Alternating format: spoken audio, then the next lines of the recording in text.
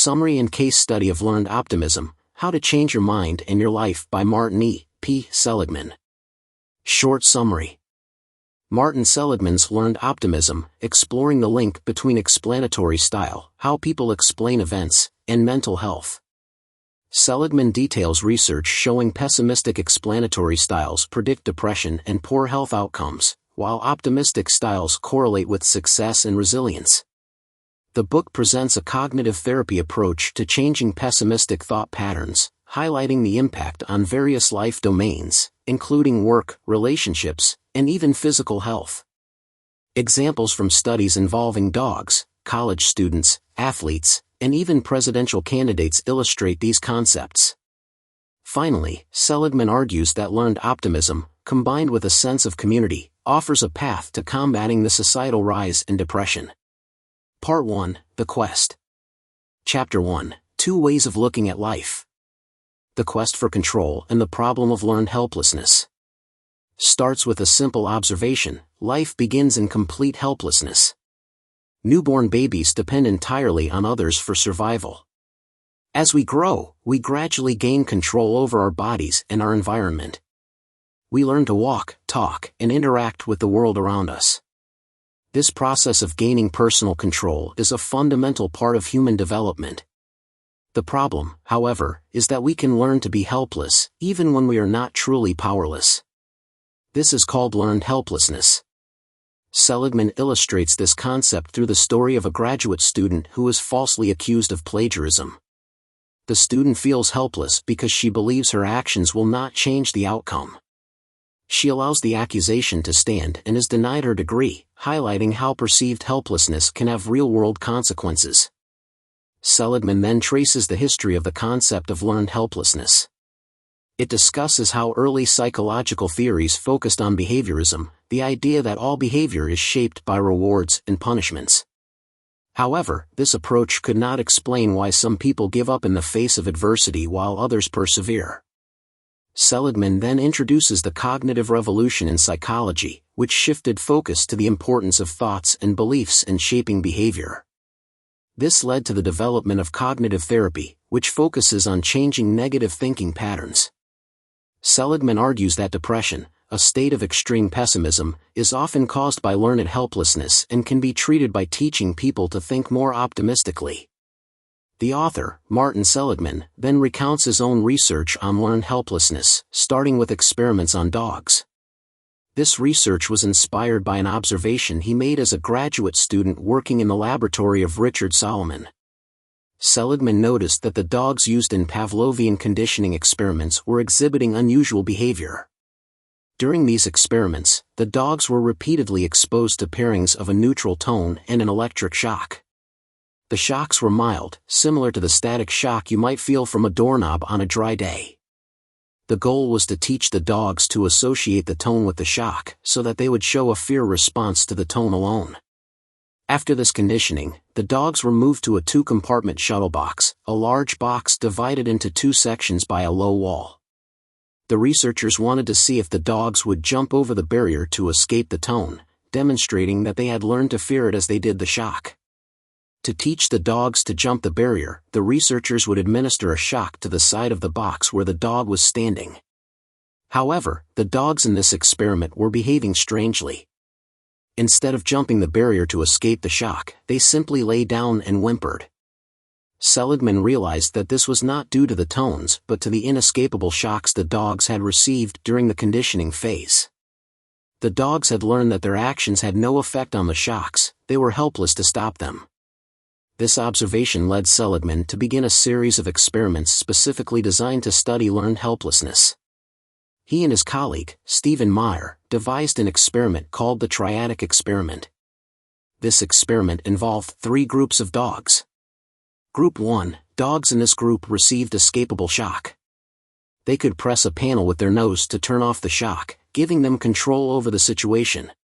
Group 2, these dogs were yoked to the dogs in Group 1. They received the same shocks, but their actions had no effect.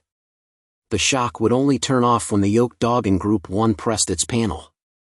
Group 3, this control group received no shocks at all. After this initial phase, All three groups were placed in the shuttle box and given shocks that they could easily escape by jumping the barrier. As predicted, the dogs in Group 1, escapable shock, quickly learned to jump the barrier. The dogs in Group 3, no shock, also quickly learned to escape. However, the dogs in Group 2, inescapable shock, displayed learned helplessness. They did not even try to escape the shocks. They simply lay down and whimpered, even though they could easily see the shock-free zone on the other side of the barrier. These experiments provided strong evidence that helplessness could be learned and that it had a profound effect on behavior. The dogs in Group 2 had learned that nothing they did mattered, and this belief prevented them from taking action even when it was clearly in their best interest to do so.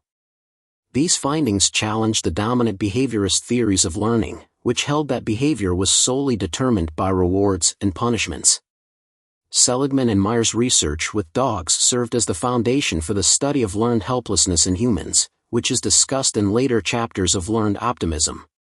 Seligman then introduces the concept of explanatory style, the way people explain events to themselves. Seligman argues that explanatory style is a key factor in determining whether someone will succumb to learned helplessness. People with a pessimistic explanatory style tend to see bad events as permanent, pervasive, and personal, leading to a sense of hopelessness and helplessness. Conversely, people with an optimistic explanatory style view setbacks as temporary, specific, and external, allowing them to bounce back from adversity. Seligman ends by emphasizing the importance of understanding and changing one's explanatory style. Seligman encourages readers to take the explanatory style questionnaire in Chapter 3 to assess their own level of optimism or pessimism. He argues that learning to challenge pessimistic thoughts and develop a more optimistic outlook can have a profound impact on one's well-being and ability to achieve goals. While Seligman does not explicitly outline specific exercises for practicing a more optimistic explanatory style, it lays the groundwork for the techniques that will be presented later in the book. The key takeaway is that by understanding how our thoughts shape our feelings and behaviors, we can learn to challenge our pessimistic tendencies and cultivate a more optimistic outlook. Chapter 2, Explanatory Style. Explaining misfortune, the birth of explanatory style. Seligman begins by highlighting a major challenge to the initial theory of learned helplessness. Not everyone becomes helpless when faced with uncontrollable events. Roughly 1/3 of individuals seem resistant to learned helplessness, bouncing back from adversity while others succumb to despair. This variability in response to negative experiences is the central problem that Chapter 2 addresses. Seligman recounts a pivotal moment at a lecture at Oxford University. After presenting his research on learned helplessness, a young researcher named John Teasdale challenged him on this very point: why do some people remain helpless while others recover? Teasdale argued that the answer lay in how people explain bad events to themselves. This encounter spurred a collaboration between Seligman and Teasdale, along with two other researchers, Lynn Abramson and Judy Garber, who were also exploring the role of explanations in human behavior. Their work led to the development of the concept of explanatory style, which is defined as the habitual way in which individuals explain the causes of events. Seligman then breaks down the three crucial dimensions of explanatory style. 1. Permanence. Pessimistic individuals tend to explain negative events as permanent, suggesting they will last forever and continue to affect their lives. For example, they might say, "I'm always going to be a failure," or "relationships never work out for me." Optimists, on the other hand, see setbacks as temporary, believing that things will eventually improve. They might say, "This is just a temporary setback," or "I'll find a new job soon." 2. Pervasiveness. Pessimists see the causes of bad events as universal, affecting all areas of their lives. For instance, a pessimistic student who fails a test might think, "I'm stupid and I'm going to fail all my classes." Optimists, however, tend to compartmentalize their failures, seeing them as specific to a particular situation. They might think, "I didn't do well on this test, but I'm good at other subjects." 3. Personalization. When bad things happen, pessimists often blame themselves. They might think, "It's all my fault," or "I'm not good enough." Optimists tend to look for external factors that contributed to the negative outcome. For example, they might say the traffic was really bad, which made me late for the meeting. Seligman argues that a pessimistic explanatory style can lead to a cycle of learned helplessness and depression. When individuals constantly attribute negative events to permanent, pervasive, and personal causes, they feel hopeless about the future and powerless to change their situation. This can lead to giving up on goals and withdrawing from challenges, ultimately reinforcing the belief that nothing they do matters. To address the problem of a pessimistic explanatory style, Seligman introduces the concept of disputation, a technique for challenging negative thoughts. Disputation involves questioning the validity of pessimistic explanations and seeking evidence to support or refute them. This technique is part of cognitive therapy, which focuses on changing negative thinking patterns to alleviate depression and improve mental health. It introduces the four main techniques. 1. Evidence. Challenge the pessimistic thought by asking what is the evidence for this belief. For example, if you think I'm always going to be a failure, look for evidence of past successes or times when you have overcome challenges. 2. Alternatives. Generate alternative explanations for the negative event. For instance, if you think my boss hates me because he didn't say hello this morning, consider other possibilities, such as he was preoccupied with a pressing issue or simply didn't see you. 3. Implications. Examine the implications of the pessimistic belief. If it is true, what does that mean for your future? Is the situation truly as dire as you are making it out to be? Often, our negative thoughts are exaggerated and out of proportion to the actual situation. 4. Usefulness. Ask yourself, is this belief useful? Does it help you solve the problem or achieve your goals? If not, consider letting it go. By practicing disputation regularly, individuals can learn to challenge their pessimistic thinking patterns and develop a more optimistic explanatory style. This can help them break the cycle of learned helplessness and build resilience in the face of adversity. Seligman emphasizes that optimism is not about ignoring reality or pretending that bad things don't happen. Rather, it is about choosing to focus on the controllable aspects of a situation and maintaining hope for the future. By developing an optimistic explanatory style, individuals can gain a sense of control over their lives and empower themselves to achieve their goals. It is important to note that the specific steps for practicing disputation, along with more detailed examples and exercises, are presented in later chapters of the book. Chapter 2 focuses on introducing the theoretical framework for understanding explanatory style and its role in learned helplessness. Chapter 3, Measuring Optimism and Pessimism. Understanding and changing your explanatory style. Seligman begins by presenting a questionnaire designed to measure an individual's explanatory style.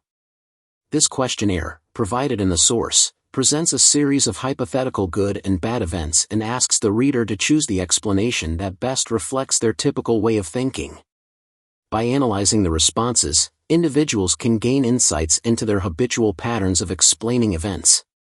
A key concept introduced in this chapter is that explanatory style operates along three dimensions: permanence, pervasiveness, and personalization, which were first introduced in the previous chapter.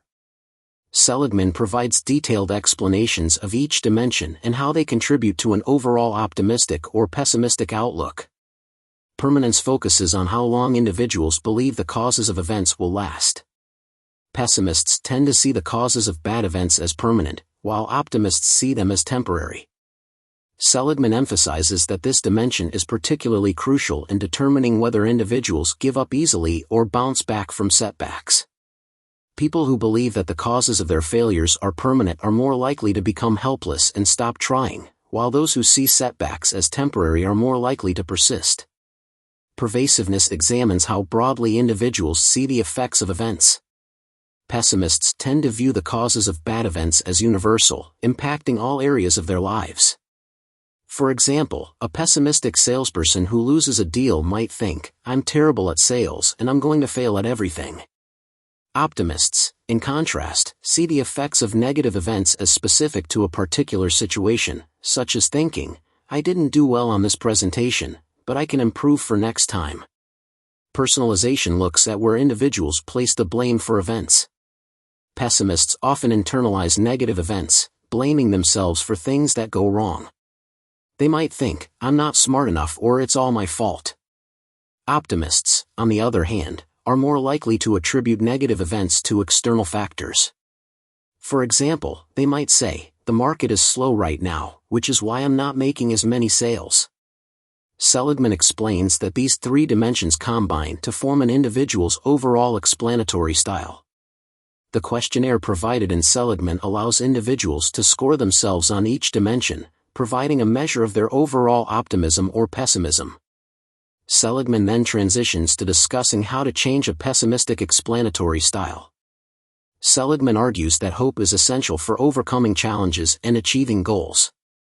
It explains that hope arises from an explanatory style that attributes negative events to temporary and specific causes.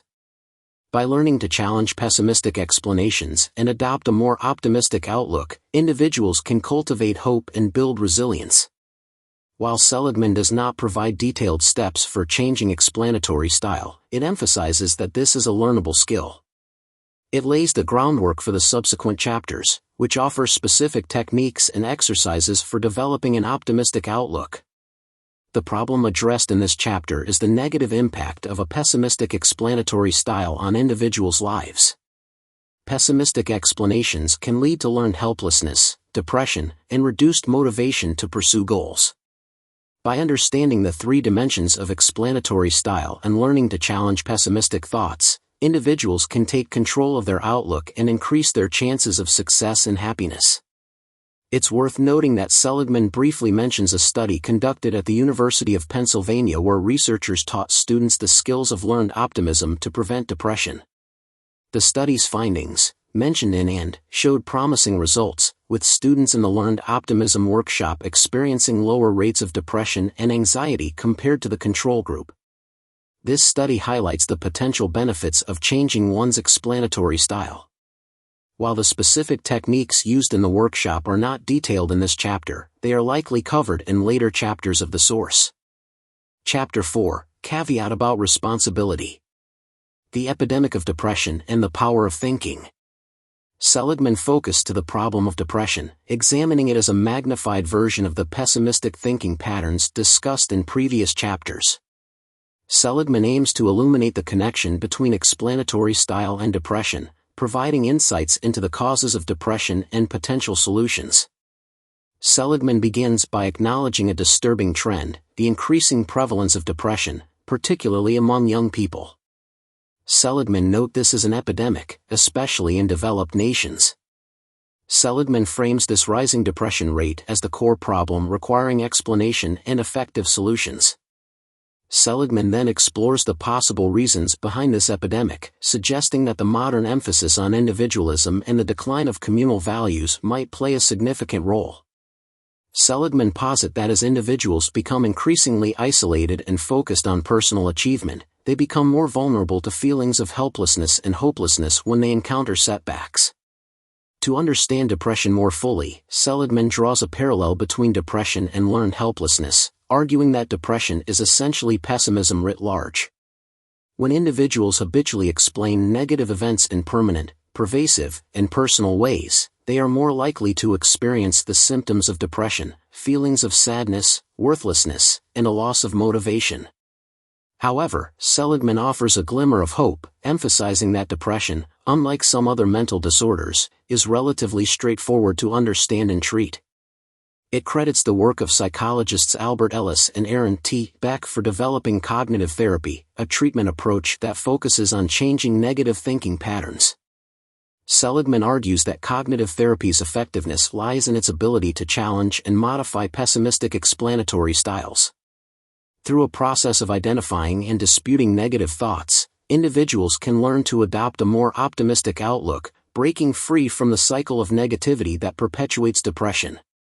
To illustrate how cognitive therapy works, Seligman presents the case of Tanya, a depressed woman struggling with marital problems and difficulties with her children.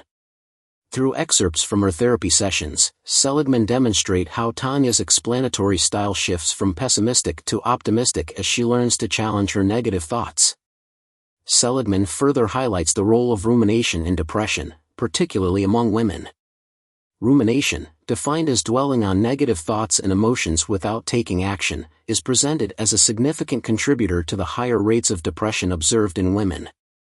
Seligman explained that women tend to analyze and overthink their problems, while men are more likely to distract themselves or engage in problem-solving activities. Seligman argues that cognitive therapy offers a powerful tool for combating both depression and the negative effects of rumination. By teaching individuals to identify and challenge their negative thoughts, cognitive therapy can help them break free from the cycle of rumination and develop a more optimistic and resilient outlook.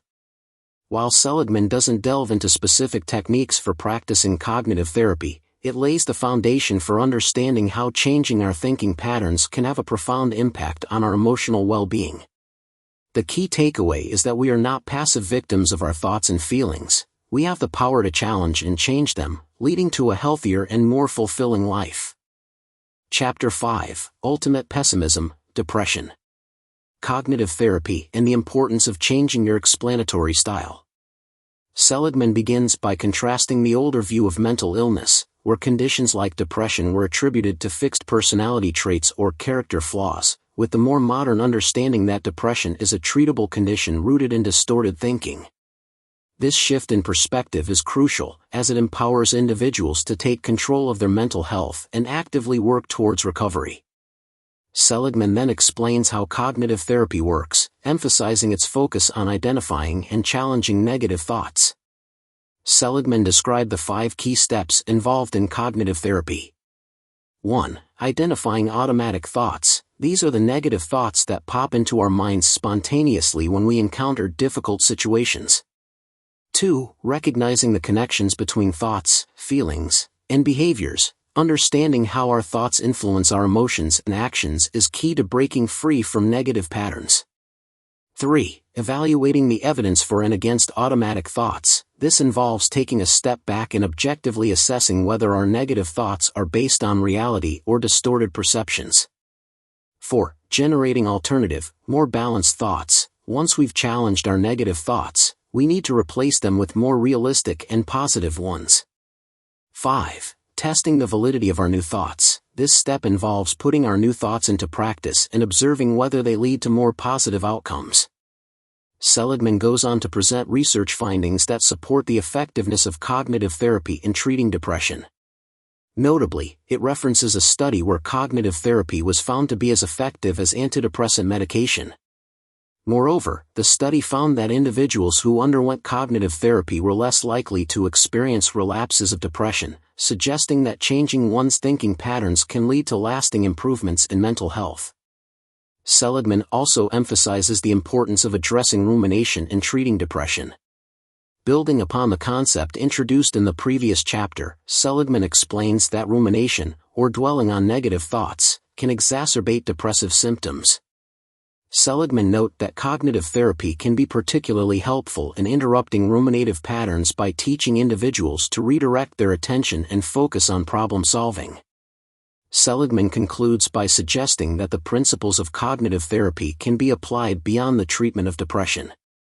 The techniques for challenging negative thoughts and cultivating a more optimistic outlook can be valuable tools for anyone seeking to improve their emotional well-being and resilience in the face of life's challenges. While Seligman provides a comprehensive overview of cognitive therapy and its benefits, it doesn't offer detailed instructions on how to practice these techniques on one's own. However, based on the information presented, some practical steps for applying the principles of cognitive therapy might include: 1. Keeping a thought journal to track your negative thoughts.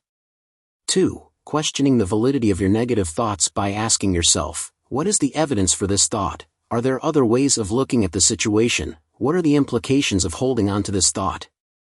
3. Replacing negative thoughts with more balanced and positive ones. 4. Engaging in activities that distract you from rumination and promote positive emotions. It's important to note that these suggestions are extrapolations based on Seligman's content and may not be a complete representation of how to practice cognitive therapy.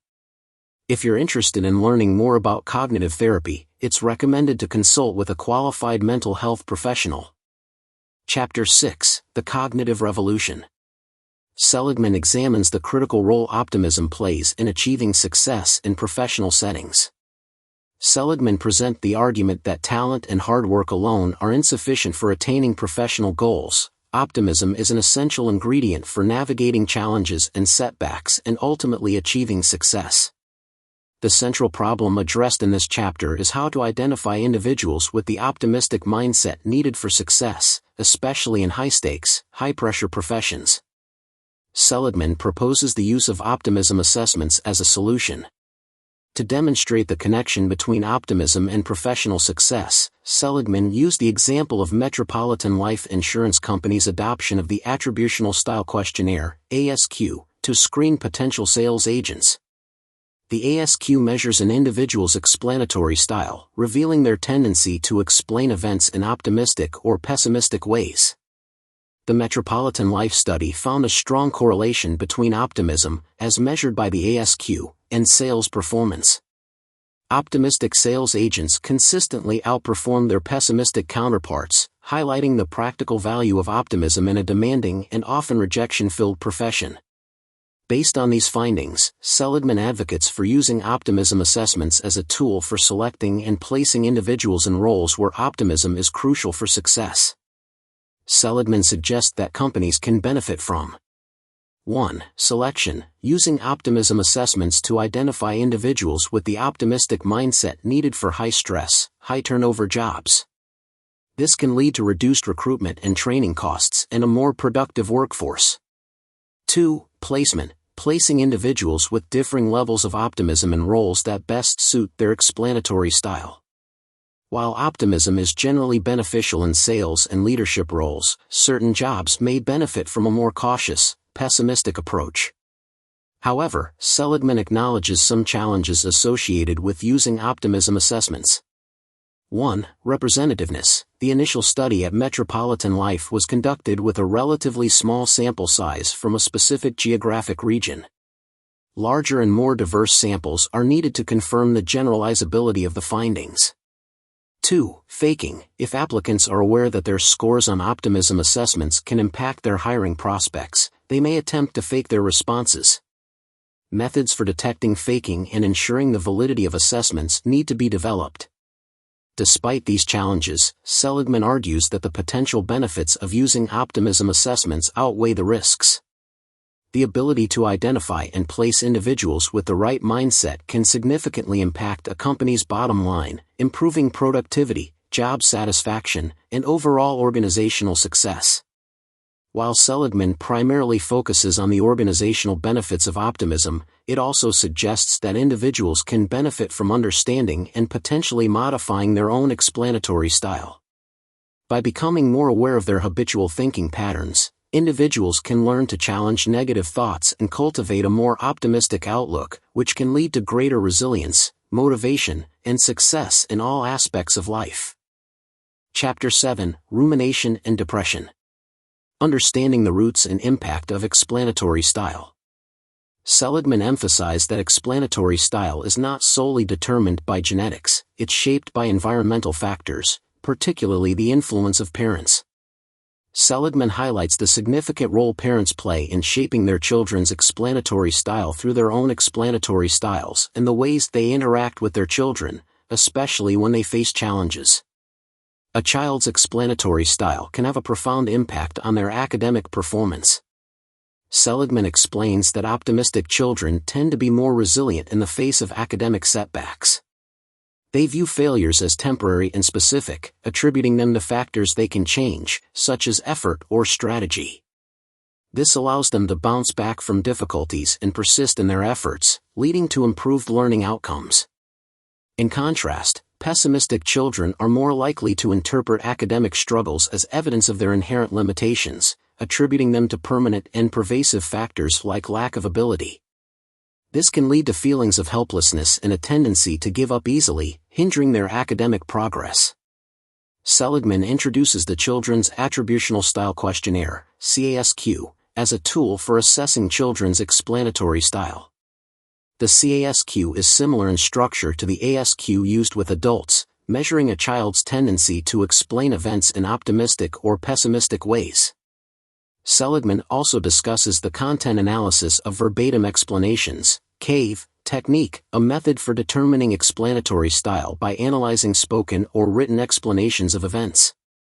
This technique can be used to assess the explanatory style of individuals who may not be able to complete questionnaires, such as young children or historical figures. Drawing on research using the CAVE technique, Seligman presents findings that children with optimistic explanatory styles tend to perform better academically than their pessimistic peers. They are more likely to persist in challenging tasks, seek help when needed, and exhibit greater motivation and engagement in learning. Seligman suggests that parents can play an active role in fostering optimism in their children by 1. Modeling an optimistic explanatory style. Children learn by observing their parents' reactions to events. Parents who demonstrate an optimistic outlook, explaining setbacks as temporary and specific, can provide a positive model for their children. 2. Encouraging children to identify and challenge their negative thoughts. When children face difficulties, parents can help them explore alternative explanations for events and focus on solutions rather than dwelling on perceived limitations. 3. Praising effort and persistence. By recognizing and rewarding children's efforts, even in the face of challenges, parents can reinforce a growth mindset and encourage them to persevere.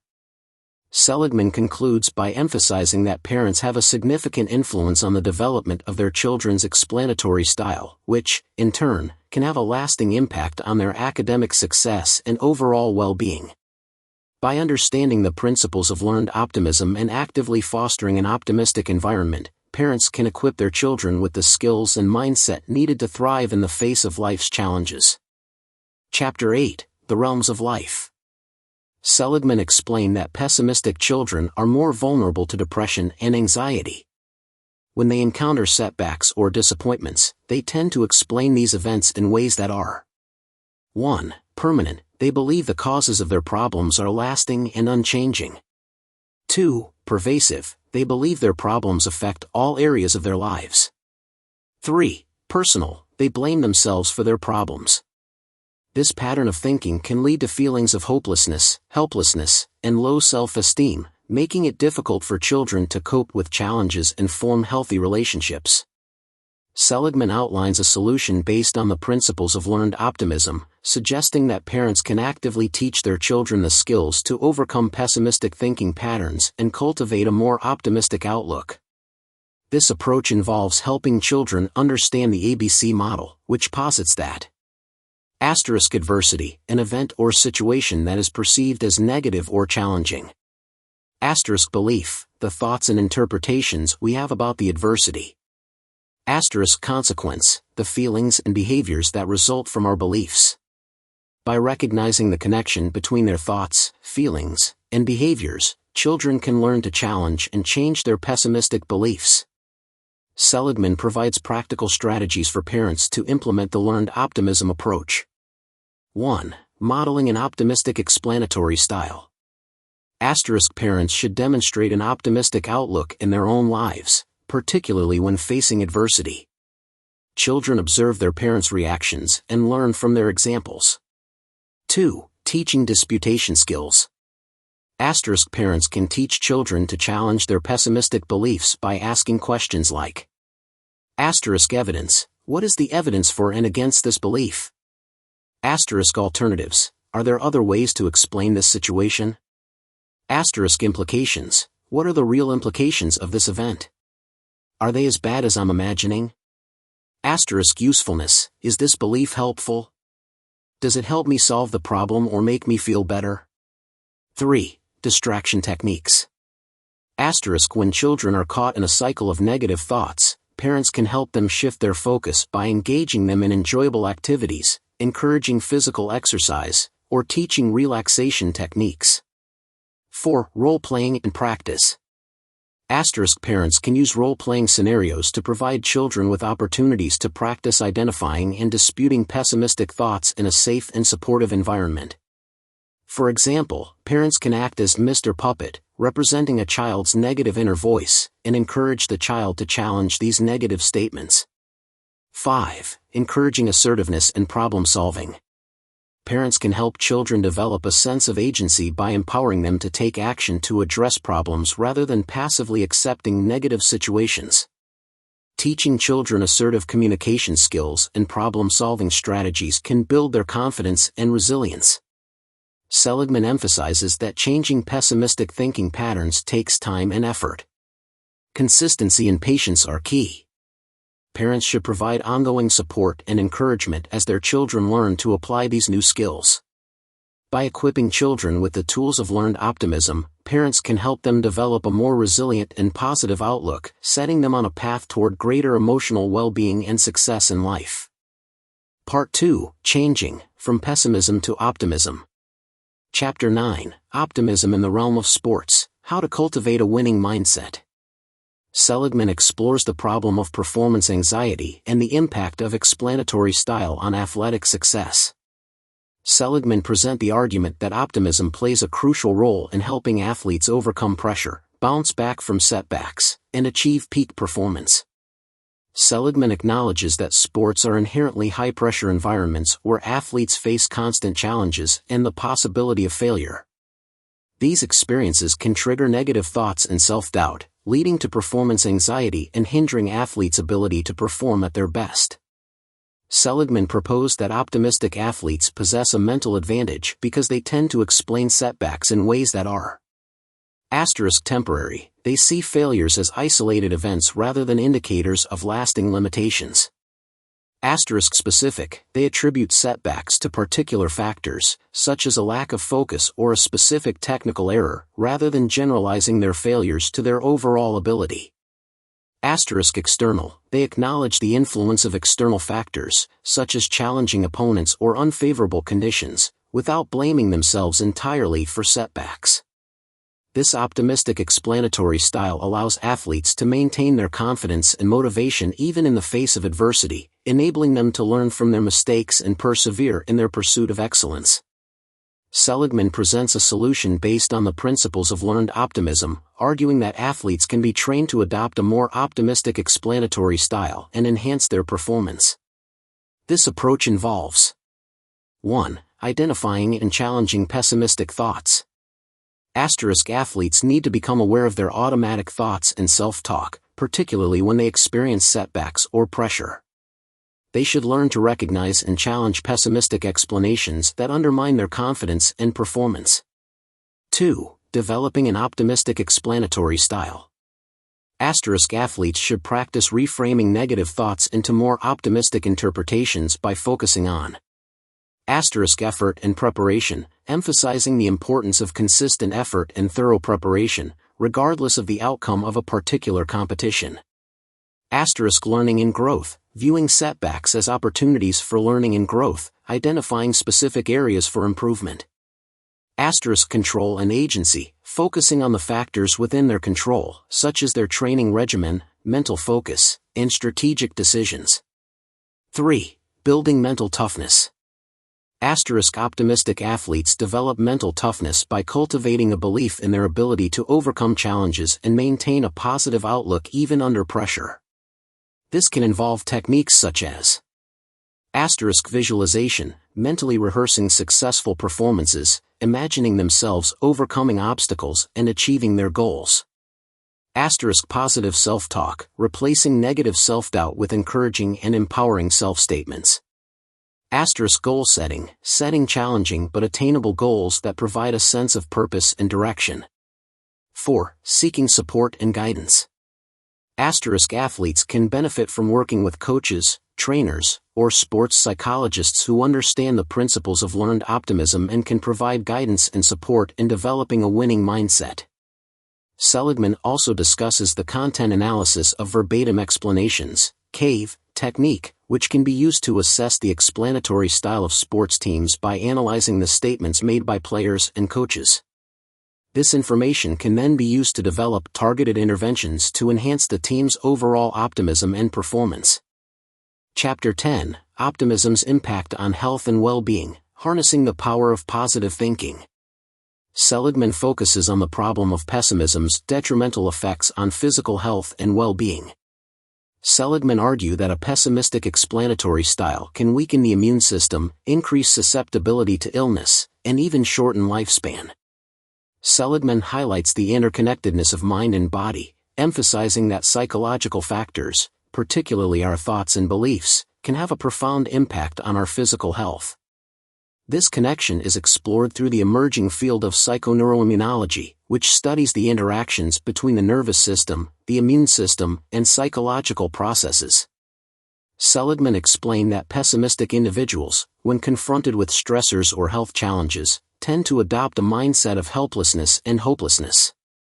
This negative outlook can lead to reduced immune function. Pessimism can suppress the activity of natural killer cells, which are crucial for fighting off infections and cancer cells.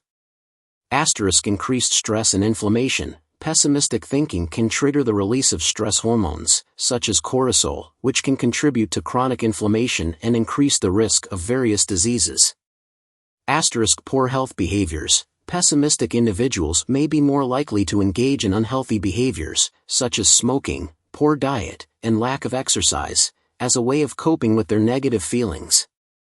Seligman proposes a solution based on the principles of learned optimism, suggesting that individuals can cultivate a more optimistic outlook to improve their health and well-being.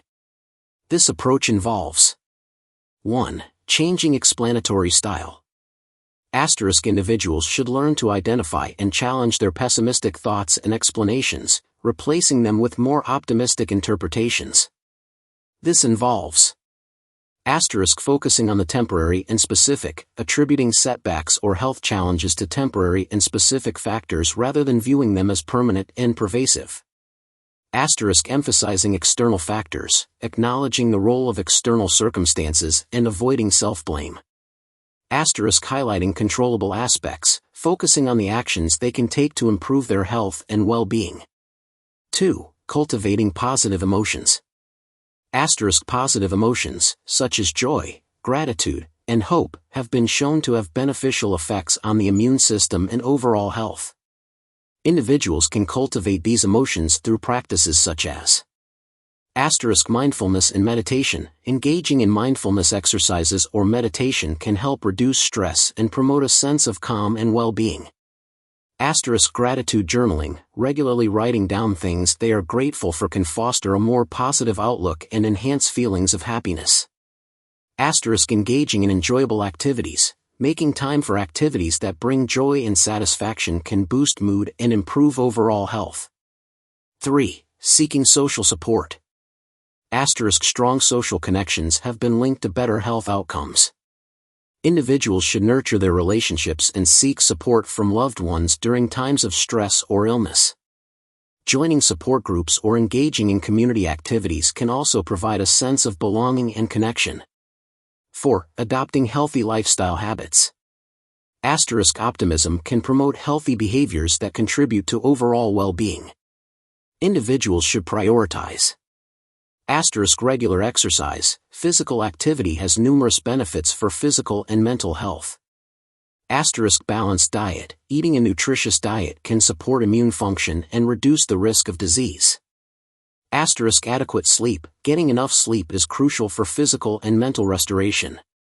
5. Cognitive therapy. Cognitive therapy, as discussed in Chapter 4, can be an effective tool for changing negative thinking patterns and developing a more optimistic outlook. Working with a therapist can provide individuals with the skills and support they need to challenge and overcome pessimistic beliefs. Seligman concludes by emphasizing that optimism is not a guarantee of perfect health but rather a powerful tool for enhancing resilience, coping with challenges, and promoting overall well-being. By adopting the principles of learned optimism and making conscious efforts to cultivate a positive outlook, individuals can improve their physical and mental health and live longer, healthier lives. Chapter 11: The Grant Study Men. Optimism's influence on politics, culture, and religion, understanding and shaping national explanatory styles. Seligman explores the problem of widespread pessimism and its implications for societies and cultures. Seligman argued that a nation's collective explanatory style, its prevailing way of explaining events, can influence its behavior, its ability to overcome adversity, and its overall success.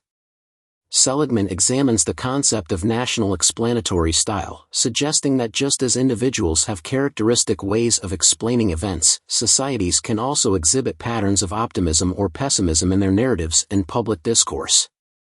This collective explanatory style, Seligman argues, can be influenced by factors such as historical experiences, political ideologies, religious beliefs, and cultural values. Seligman highlights the dangers of pervasive national pessimism, arguing that it can lead to 1. Political apathy and disengagement. When citizens believe that their actions have little impact on the course of events, they may become disillusioned with the political process and withdraw from civic participation. 2. Economic stagnation. Pessimism can stifle innovation and entrepreneurship, leading to a lack of investment and a decline in economic growth.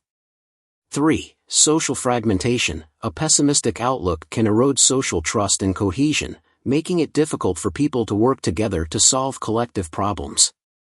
4. International conflict. Pessimistic nations may be more likely to perceive threats from other countries and engage in aggressive or isolationist foreign policies. Seligman proposes a solution based on promoting a more optimistic national explanatory style, arguing that this can foster greater resilience, innovation, and social progress. This can be achieved through various means, including 1. Leadership and public discourse. Political and cultural leaders play a crucial role in shaping national narratives and influencing public opinion. Leaders who espouse optimism, emphasize agency, and articulate a vision of a brighter future can inspire citizens and foster a more positive collective outlook. The media also has a significant impact on shaping public perceptions. Media outlets that focus on solutions, highlight positive developments, and promote constructive dialogue can contribute to a more optimistic national discourse. 2. Education and civic engagement. Educational systems can play a key role in teaching young people about the principles of learned optimism and the importance of civic engagement. By fostering critical thinking skills, promoting a sense of agency, and encouraging participation in community initiatives, education can empower individuals to become active, engaged citizens and contribute to a more optimistic society. 3. Cultural shifts and values. Shifting cultural values towards greater collaboration, social responsibility, and a long-term perspective can foster a more optimistic outlook. This can involve promoting empathy and compassion, encouraging individuals to understand and care for the well-being of others, fostering a sense of shared responsibility for addressing societal challenges. Community building, strengthening social connections and promoting a sense of belonging through initiatives that bring people together and foster cooperation. Environmental sustainability, emphasizing the importance of protecting the environment and investing in sustainable practices, creating a sense of hope for future generations. 4. Examining and challenging historical narratives. Societies often develop narratives about their past that shape their present and future. Examining and challenging pessimistic or fatalistic historical narratives can be crucial for fostering a more optimistic outlook. This can involve reframing historical events, reinterpreting past events in a way that highlights resilience, progress, and the ability to overcome adversity. Celebrating achievements, recognizing and celebrating the accomplishments of individuals and groups who have contributed to positive social change. Seligman concludes by emphasizing that while optimism is not a panacea for all societal ills, it can be a powerful force for promoting progress, innovation, and human flourishing. By understanding the factors that shape national explanatory styles and taking steps to cultivate a more optimistic outlook, societies can unlock their potential and create a brighter future for all. Chapter 12: The Optimistic Life. Seligman addresses the problem of how individuals can overcome their habitual pessimistic thinking and develop a more optimistic outlook. Seligman emphasizes that pessimism is not an immutable trait but rather a learned pattern of thinking that can be changed through conscious effort and specific techniques. Seligman presents a solution based on the principles of learned optimism, a cognitive behavioral approach that focuses on identifying and challenging negative thoughts and replacing them with more optimistic and constructive interpretations. This approach is rooted in the understanding that our beliefs and explanations about events have a profound impact on our emotions, behaviors, and overall well-being. Seligman outlines a practical framework for cultivating learned optimism, which involves the following steps. 1. Understanding the ABCs of learned optimism. Seligman introduced the ABCDE model, which stands for adversity, belief, consequence, disputation, and energization. This model helps individuals recognize the connection between their thoughts, feelings, and behaviors in response to challenging situations. Adversity refers to the challenging event or situation. Belief encompasses the thoughts and interpretations we have about the adversity. Consequence represents the emotional and behavioral outcomes resulting from our beliefs. Disputation involves actively challenging and questioning our pessimistic beliefs. Energization refers to the positive emotions and motivation that result from successful disputation. 2. Identifying and recording ABCs. Seligman recommend keeping a disputation record to track the ABCs in daily life. This involves writing down specific adverse events as they occur. Identifying the beliefs and thoughts that arise in response to those events. Noting the consequences of those beliefs, both emotionally and behaviorally. 3. Disputing pessimistic beliefs. Seligman provides 4 key techniques for effectively disputing negative thoughts. Evidence. Examine the actual evidence supporting the pessimistic belief. Often, our negative thoughts are based on assumptions or distorted perceptions rather than factual evidence. Alternatives. Generate alternative explanations for the adversity. Explore other possibilities beyond the initial pessimistic interpretation.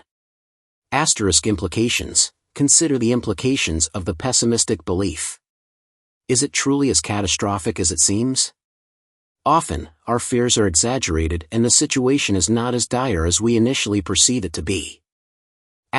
Usefulness. Evaluate whether the pessimistic belief is helpful or productive. Does it motivate positive action or lead to feelings of helplessness and despair? 4. Practicing disputation. Seligman suggests various methods for practicing disputation, including mental rehearsal. Actively dispute negative thoughts as they arise in daily life.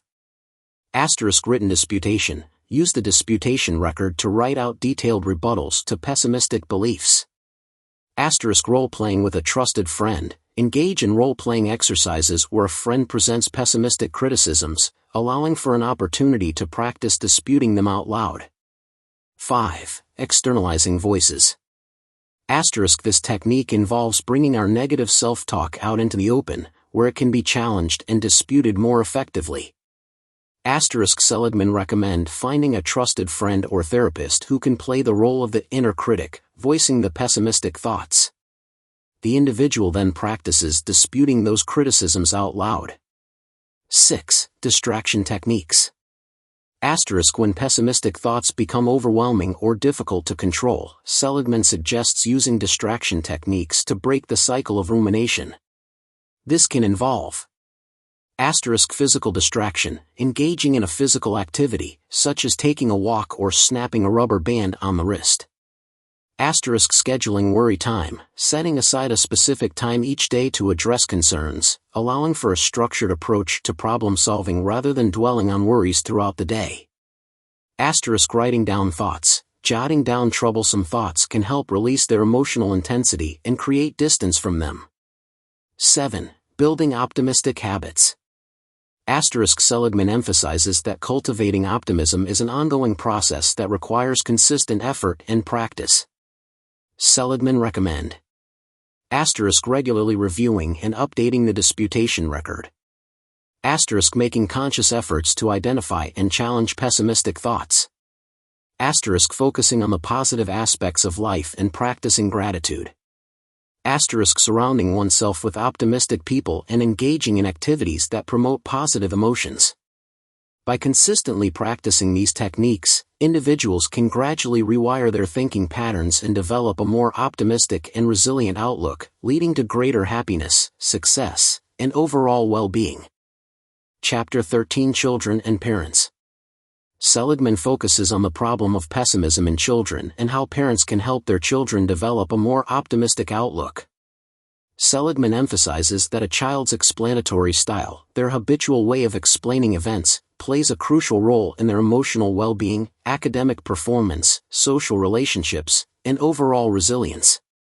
Seligman presents a solution based on the principles of learned optimism, arguing that parents can play a vital role in shaping their children's explanatory style and fostering a more optimistic outlook. Seligman provides a practical framework for parents to help their children develop the skills of learned optimism. Seligman outlined 3 major factors that contribute to a child's explanatory style. 1. Parental explanatory style. Children learn by observing and imitating their parents' behaviors and attitudes. If parents consistently model pessimistic thinking, children are more likely to adopt a similar explanatory style. Seligman emphasized the importance of parents being mindful of their own explanatory style and making conscious efforts to express optimism, particularly in the presence of their children. 2. Life events. Seligman acknowledges that negative life events can have a significant impact on a child's explanatory style. Traumatic experiences, such as the death of a loved one, divorce, or bullying, can lead to feelings of helplessness and pessimism. Seligman highlight the importance of parents providing support and guidance during difficult times, helping children reframe negative experiences in a more optimistic light. 3. Social influences.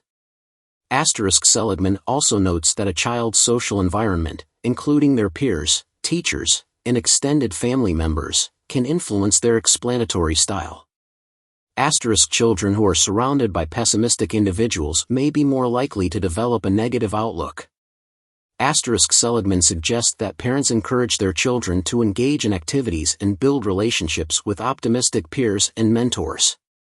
Seligman outlines several practical strategies that parents can use to foster optimism in their children. 1. Modeling optimistic thinking.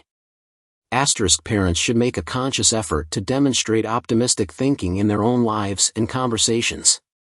This involves focusing on the positive aspects of situations, expressing hope for the future, and emphasizing the ability to overcome challenges. Seligman suggests that parents talk about their own experiences with adversity in a way that highlights resilience and the lessons learned. 2. Recognizing and challenging pessimistic explanations. Parents should pay attention to their children's explanations for events, particularly negative ones. When children offer pessimistic explanations, parents should gently challenge those interpretations and help them explore more optimistic alternatives. Seligman recommend asking questions that encourage children to consider evidence, generate alternative explanations, and evaluate the usefulness of their beliefs, similar to the disputation techniques discussed in Chapter 12. 3. Teaching disputation skills. Parents can teach their children the specific skills of disputation, helping them identify and challenge their negative thoughts. Seligman suggests using age-appropriate language and examples to explain the concepts of evidence, alternatives, implications, and usefulness. Parents can role-play different scenarios with their children, practicing how to dispute pessimistic thoughts and generate more optimistic interpretations. 4. Building self-esteem and a sense of mastery. Children who feel good about themselves and believe in their ability to succeed are more likely to develop an optimistic outlook. Parents can foster self-esteem by providing encouragement, praising effort and accomplishments, and helping children set realistic goals and achieve them. Seligman emphasized the importance of allowing children to experience challenges and setbacks, as these experiences can build resilience and a sense of mastery. 5. Creating a positive home environment. Seligman suggests that parents create a home environment that is supportive, nurturing, and optimistic. This can involve establishing routines, setting clear expectations, and providing opportunities for family fun and connection. Parents should limit exposure to negative media and conversations and focus on creating positive experiences for their children. 6. Seeking professional help when needed. Seligman acknowledged that some children may require professional help to overcome significant pessimism or depression. If parents are concerned about their child's emotional well-being, they should consult with a mental health professional who can provide guidance and support. By implementing these strategies, parents can play a vital role in shaping their children's explanatory style and fostering a more optimistic outlook, equipping them with the resilience and coping skills they need to navigate the challenges of life and thrive in the face of adversity. Chapter 14: Building an Optimistic Workplace, a Guide for Leaders. Seligman tackles the problem of pessimism in the workplace and how leaders can cultivate a more optimistic and productive organizational culture. Seligman emphasizes that optimism is not merely a feel-good sentiment but a crucial factor in driving individual and organizational success. Seligman presents a solution based on the principles of learned optimism, arguing that leaders can foster optimism within their organizations through strategic selection, placement, and training initiatives. Seligman provides a practical framework for leaders to build more optimistic and resilient workplaces. 1. Selection. Seligman highlights the importance of selecting individuals who possess not only talent and drive but also a demonstrably optimistic explanatory style. Seligman note that over 50 companies use optimism questionnaires, such as the Attributional Style Questionnaire, ASQ, as part of their selection processes to identify candidates with the resilience and perseverance needed for success, particularly in high-stress, high-turnover roles. This approach helps reduce costly manpower waste and enhance overall team productivity and job satisfaction. 2. Placement. While optimism is generally advantageous in most work settings, Seligman recognizes that certain roles may benefit from a more pessimistic perspective, such as those requiring critical analysis, risk assessment, or quality control. Seligman suggests that leaders consider the specific demands of different positions and match individuals with appropriate explanatory styles to optimize performance and well-being. 3. Training. Seligman emphasizes that optimism is a learned skill that can be developed through targeted training programs. Seligman describes how workshops and interventions based on the principles of learned optimism can teach individuals how to identify and challenge their negative thoughts, reframe adversity in a more optimistic light, and cultivate positive self-talk. Seligman suggests that leaders incorporate optimism training into employee development programs, particularly for those in high-pressure or customer-facing roles. Seligman offers a practical exercise to illustrate the impact of explanatory style on workplace interactions. The exercise presents several scenarios involving common workplace adversities, such as a colleague rushing past without acknowledging you or a customer complaining about a product. For each scenario, individuals are asked to consider different possible explanations for the event and then reflect on how those explanations would influence their emotional response and subsequent behavior. The exercise highlights how optimistic explanations tend to lead to more constructive emotions and behaviors, while pessimistic explanations often result in feelings of anger, sadness, or helplessness, which can hinder productivity and damage relationships.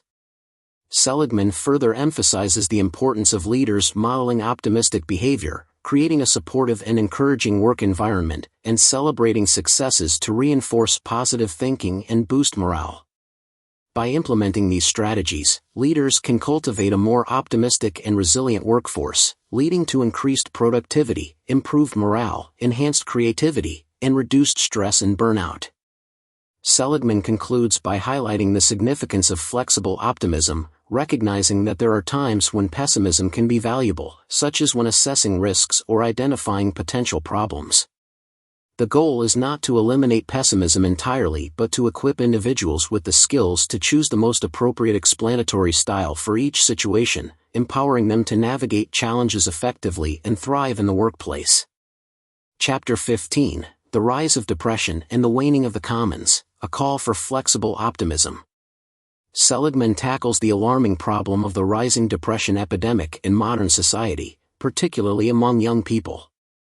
Seligman examines the cultural and societal shifts that have contributed to this phenomenon, arguing that while material progress has undoubtedly improved many aspects of life, it has come at a cost to our collective mental well-being. Seligman identifies two key forces that have played a significant role in the increasing prevalence of depression. 1. The rise of individualism. Seligman contends that modern society's emphasis on individualism has created a culture of heightened self-focus and self-blame. Individuals are increasingly encouraged to prioritize their own needs and aspirations above collective goals and responsibilities. While this focus on self-discovery and self-actualization has its merits, it can also lead to a fragile sense of self-worth that is easily shattered by setbacks and failures. When individuals view themselves as the sole architects of their destiny, failures become personal indictments rather than shared experiences or opportunities for growth. This intense self-scrutiny can leave individuals feeling isolated, overwhelmed, and ultimately, hopeless. 2. The waning of the commons.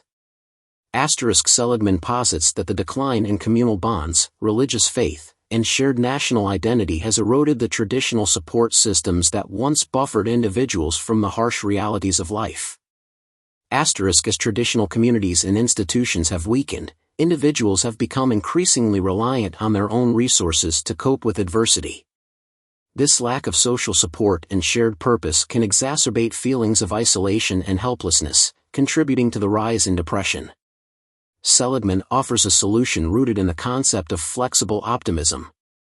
Seligman argue that while optimism is generally associated with numerous benefits, such as enhanced well-being, improved performance, and greater resilience, blind optimism can be detrimental in situations requiring caution, critical analysis, or risk assessment. Flexible optimism, on the other hand, empowers individuals to consciously choose the most adaptive explanatory style for each situation, harnessing the power of optimism to navigate challenges while retaining the ability to exercise caution and realism when necessary. Seligman outlines several strategies for cultivating flexible optimism. Developing disputation skills. As discussed in chapters 12, 13, and 14, the core of flexible optimism lies in the ability to actively challenge pessimistic thoughts and reframe adversity in a more hopeful and constructive light. Seligman suggests that individuals practice the disputation techniques of evidence, alternatives, implications, and usefulness to counter their negative self-talk and cultivate a more balanced perspective. Re-engaging with the commons, Seligman advocates for rebuilding communal bonds and fostering a sense of shared purpose. This could involve actively participating in community initiatives, volunteering, reconnecting with religious or spiritual practices, or engaging in activities that promote social connection and support. Seligman emphasized the importance of shifting from an I-centric worldview to a we perspective, recognizing that individual well-being is inextricably linked to the well-being of the community. Embracing a balanced approach to life, Seligman suggests that individuals strive for a healthy balance between pursuing personal goals and contributing to the common good. This might involve setting aside time for activities that foster personal growth and well-being, while also engaging in endeavors that benefit others and promote a sense of shared purpose. The key is to find meaningful ways to connect with something larger than oneself, whether through family, community, faith, or other avenues of shared experience. By implementing these strategies, individuals can mitigate the negative effects of excessive individualism and the erosion of communal bonds, fostering a more resilient and optimistic outlook that enhances both personal well-being and societal flourishing. Seligman ultimately calls for a recalibration of our cultural values, recognizing that true progress lies not solely in material advancement but also in nurturing the social and spiritual connections that sustain us and give meaning to our lives. Chapter 16, Embracing the Optimistic Life, Guidelines for Choosing When to Use Optimism. Seligman focuses on the potential pitfalls of unwavering optimism and presents a framework for adopting a more nuanced approach called flexible optimism. Seligman acknowledges that while optimism offers substantial benefits, there are situations where unbridled optimism can be detrimental, leading to unrealistic expectations, poor decision-making, and a failure to adequately prepare for potential challenges. Seligman identifies several potential drawbacks of excessive optimism. Underestimating risks. Overly optimistic individuals may downplay or overlook potential risks, leading to inadequate planning and preparation for setbacks or unforeseen circumstances. False sense of security. Unrealistic optimism can create a false sense of security, causing individuals to become complacent and neglect necessary precautions or contingency plans. Disappointment and disillusionment. When overly optimistic expectations are not met, individuals may experience profound disappointment, disillusionment, and a loss of motivation, potentially leading to a decline in performance and well-being. Seligman argues that the key to harnessing the power of optimism without succumbing to its potential downsides lies in developing flexible optimism. This approach involves consciously choosing the most adaptive explanatory style for each situation, recognizing that pessimism can be valuable in certain contexts.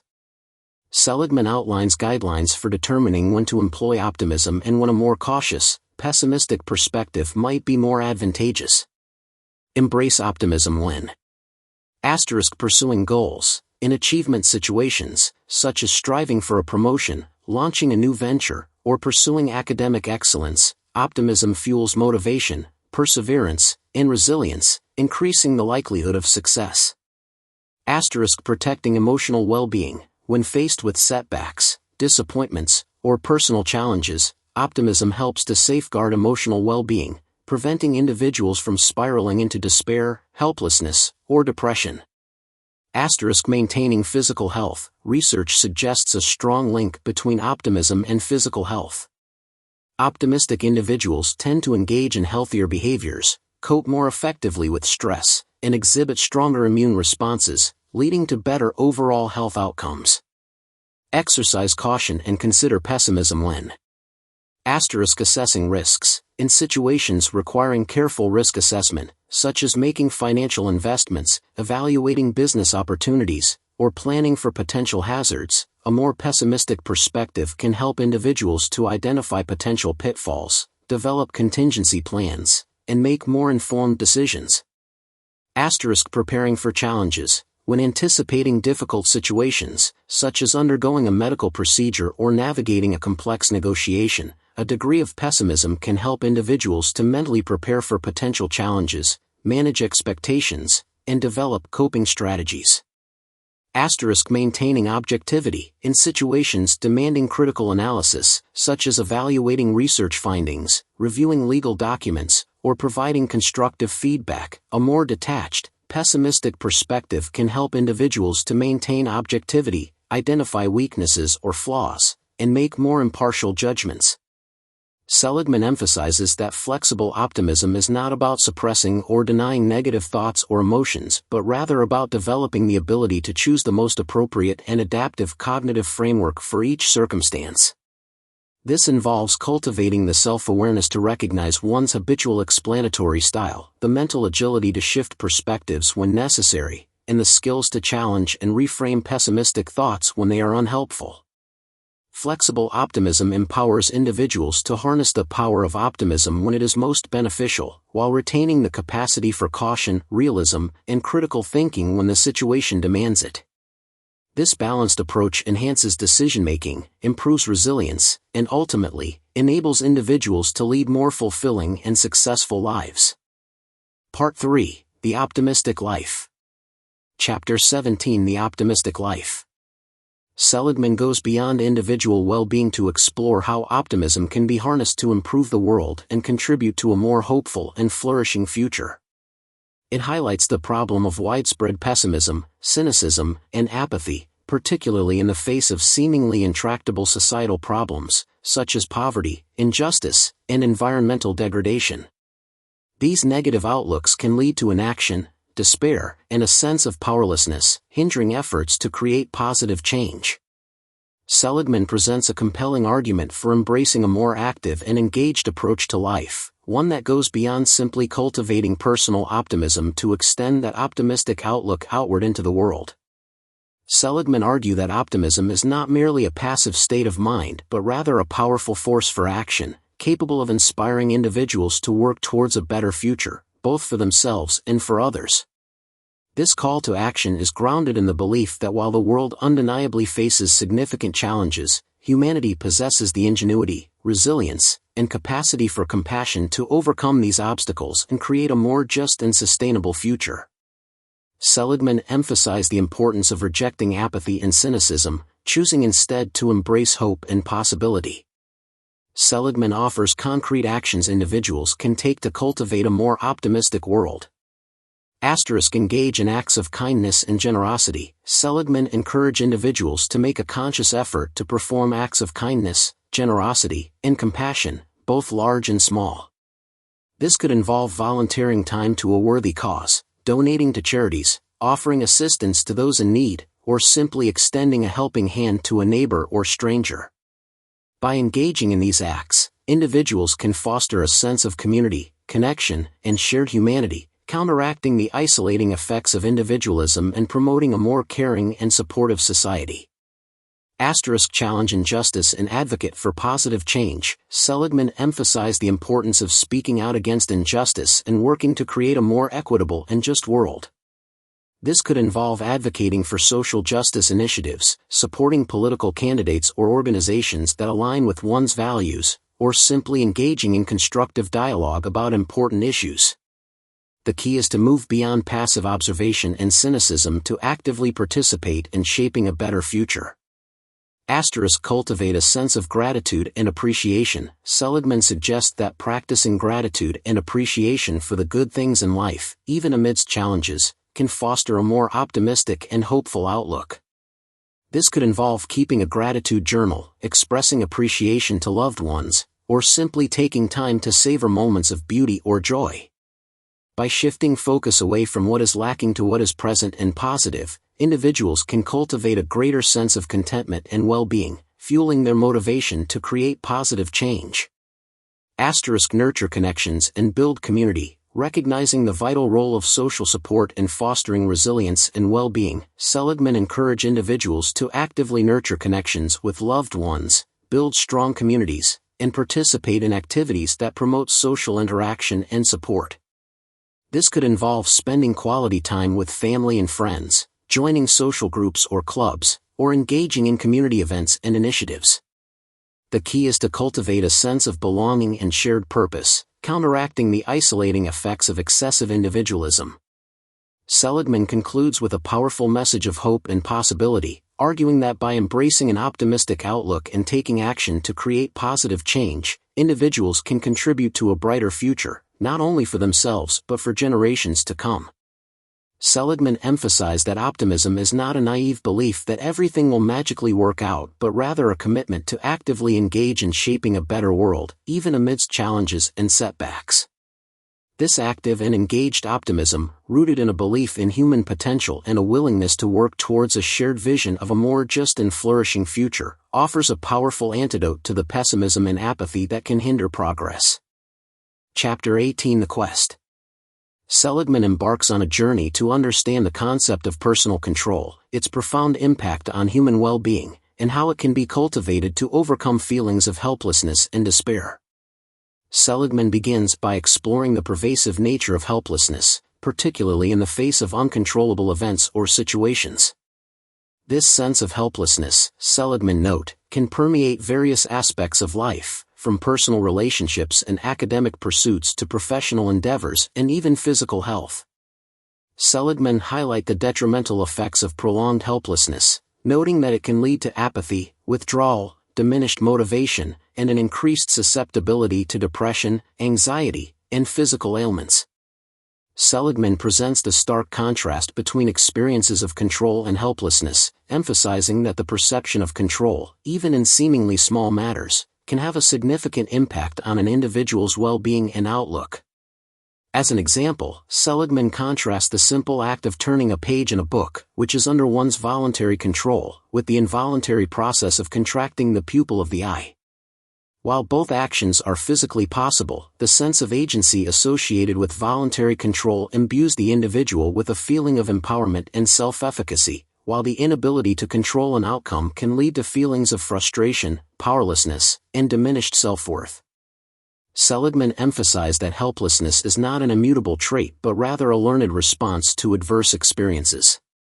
They draw upon the example of a young woman wrongly accused of plagiarism, highlighting how her pessimistic explanatory style led her to internalize blame and accept a false sense of guilt, ultimately contributing to her failure to defend herself effectively.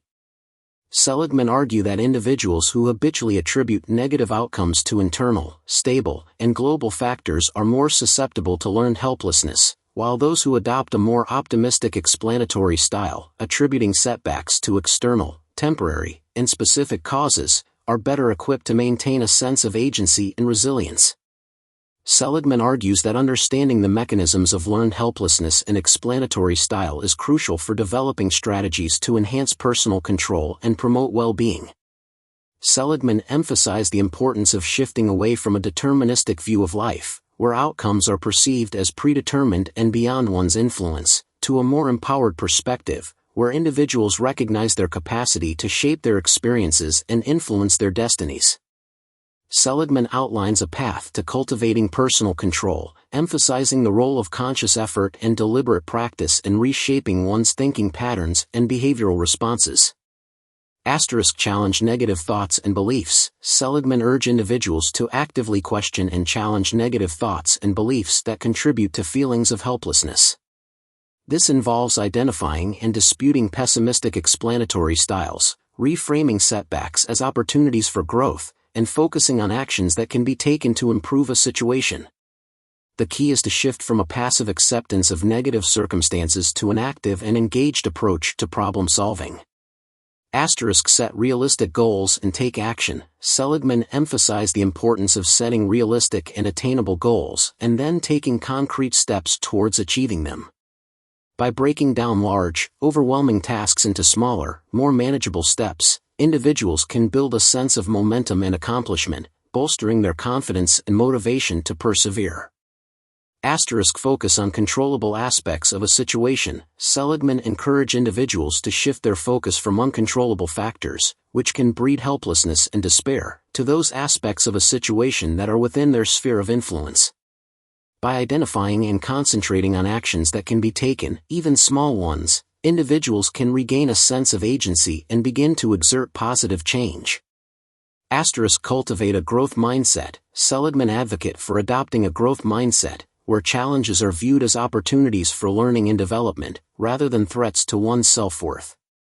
This involves embracing the process of trial and error, recognizing that setbacks are an inevitable part of growth, and viewing failures as valuable feedback that can inform future efforts. Seligman underscores the idea that personal control is not about achieving absolute mastery over all aspects of life, but rather about cultivating the mental and emotional tools to navigate challenges effectively, maintain a sense of agency, and persevere in the pursuit of meaningful goals. Seligman emphasized that by understanding the dynamics of helplessness and adopting strategies to enhance personal control, individuals can break free from the grip of negativity, reclaim their power to shape their lives, and embark on a more fulfilling and optimistic journey. Chapter 19: Explaining Misfortune. Seligman explores the problem of depression, its alarming prevalence, and the devastating impact it has on individuals, families, and society as a whole. Seligman paints a bleak picture of a depression epidemic sweeping across the nation and the developed world, particularly affecting young people. They emphasize that depression is not merely a personal struggle but a societal crisis, contributing to decreased productivity, compromised physical health, and a diminished national spirit. Seligman posits a thought-provoking question: why, in a society marked by material prosperity, technological advancements, and increased access to education, is depression so rampant?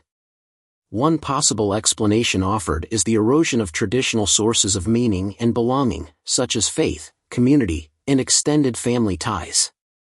Seligman argued that as individualism has become more prevalent, individuals have become more isolated and vulnerable to the crushing weight of personal failure.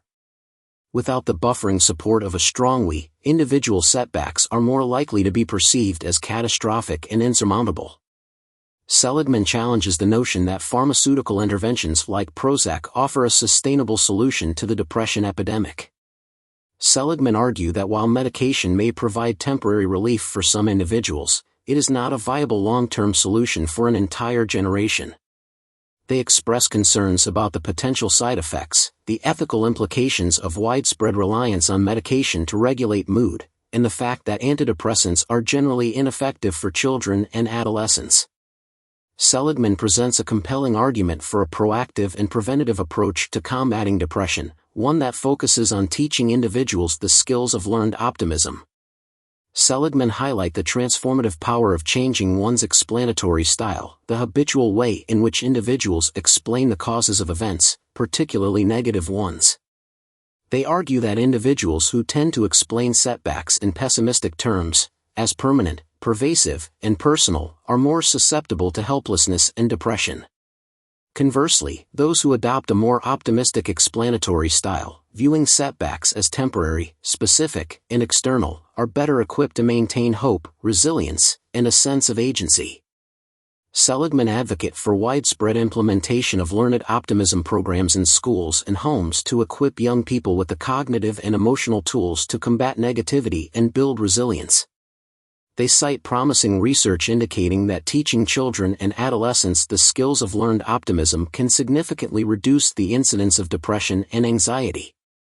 Seligman also emphasizes the importance of addressing the societal factors that contribute to the depression epidemic. Seligman argued that fostering a greater sense of community, belonging, and shared purpose is crucial for mitigating the isolating effects of excessive individualism.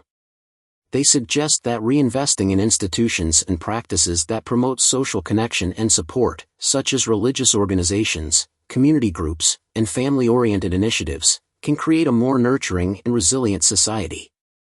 Seligman concludes with a call to action, urging individuals, educators, and policymakers to embrace the principles of learned optimism and work towards creating a more hopeful and flourishing future. Seligman argued that by teaching young people the skills of optimistic thinking and by fostering a more connected and compassionate society, we can break the cycle of helplessness and despair, empowering individuals to thrive and contribute to a brighter future. I hope that you've enjoyed this presentation, and please remember to subscribe to receive notification of upcoming recordings. This recording is a production of the Vorldrevolution. The video and audio is copyright Vorldrevolution.